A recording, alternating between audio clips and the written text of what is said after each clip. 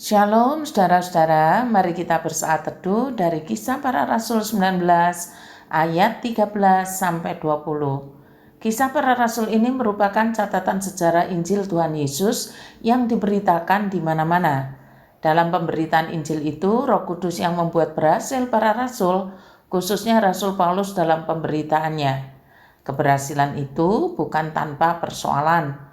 Justru banyak persoalan yang harus dihadapi Rasul Paulus dalam pemberitaan Injil Tuhan, di mana memang saat itu Tuhan Yesus belum dikenal oleh bangsa-bangsa di luar bangsa Yahudi.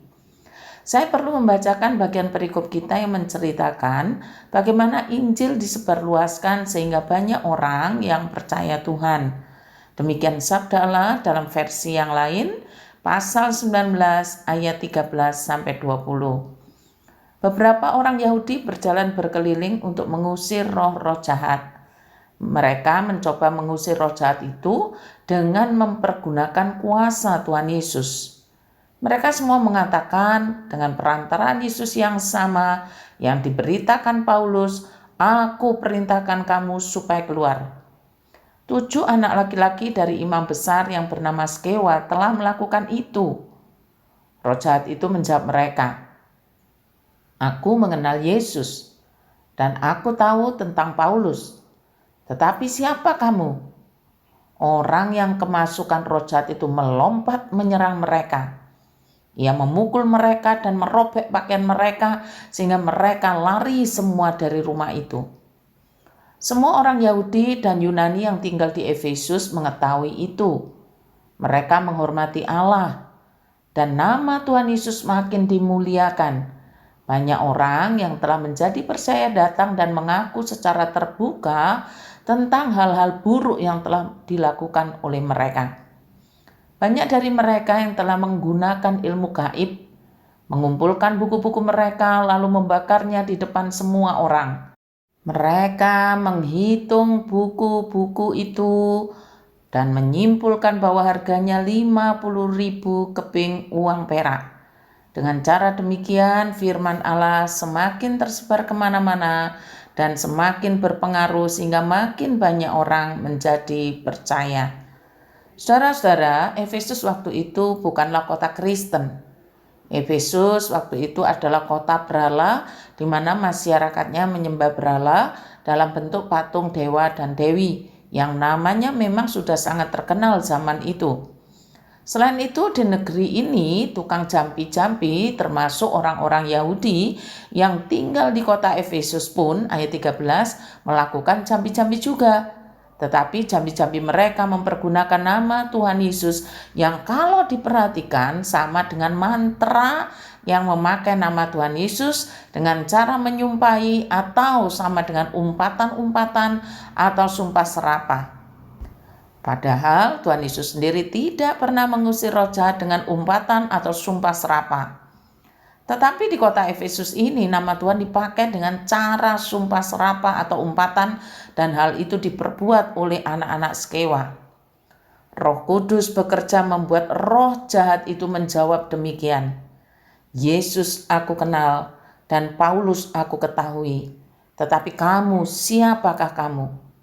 Seketika orang yang dirasuk roh jahat itu melompat dan menyerang mereka semua sehingga mereka lari keluar rumah dengan telanjang dan luka-luka. Akibatnya banyak orang yang mengetahuinya.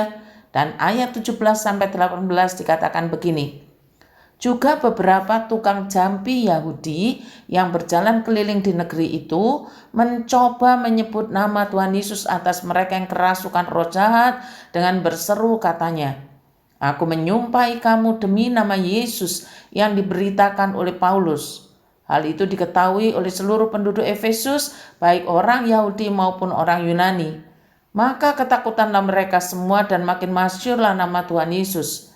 Banyak di antara mereka yang telah menjadi percaya datang dan mengaku di muka umum bahwa mereka pernah turut melakukan perbuatan-perbuatan seperti itu."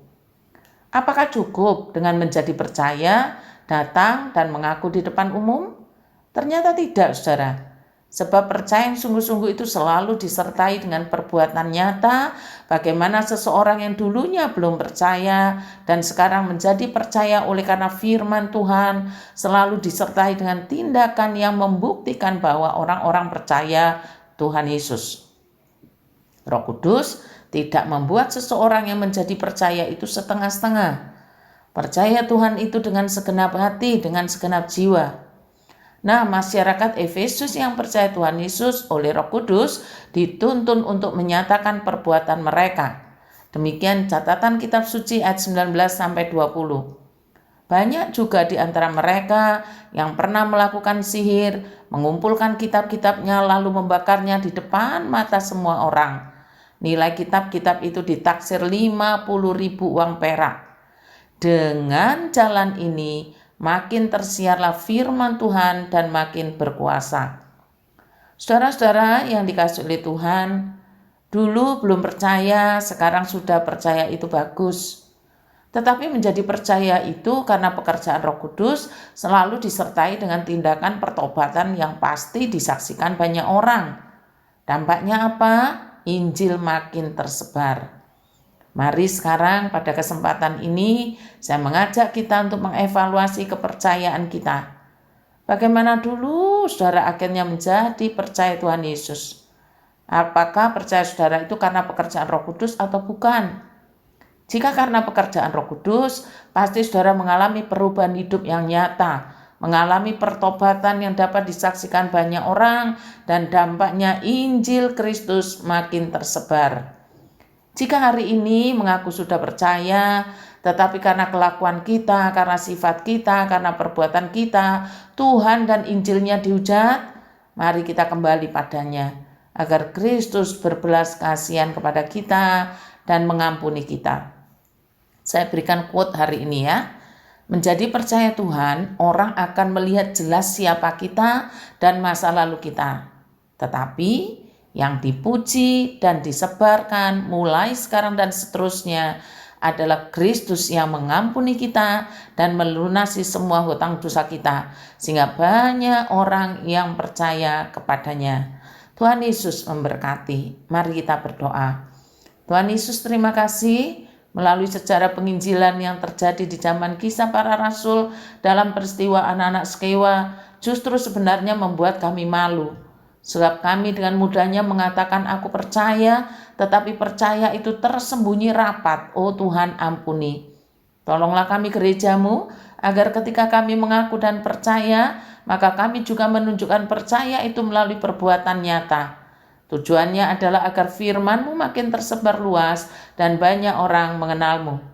Ya Tuhan, tolonglah kami berdoa untuk misi pengabaran Injil yang dikerjakan oleh GKT Banyuwangi, baik yang keluar maupun ke dalam. Ya Tuhan, tolonglah agar seluruh jemaat bahu-membahu mengambil bagian di dalamnya, termasuk misi yang dikerjakan oleh STT Alitia Lawang melalui hamba-hamba Tuhan yang dididik di sana, yang tersebar di pelosok Nusantara bahkan sampai di luar negeri. Terima kasih Tuhan.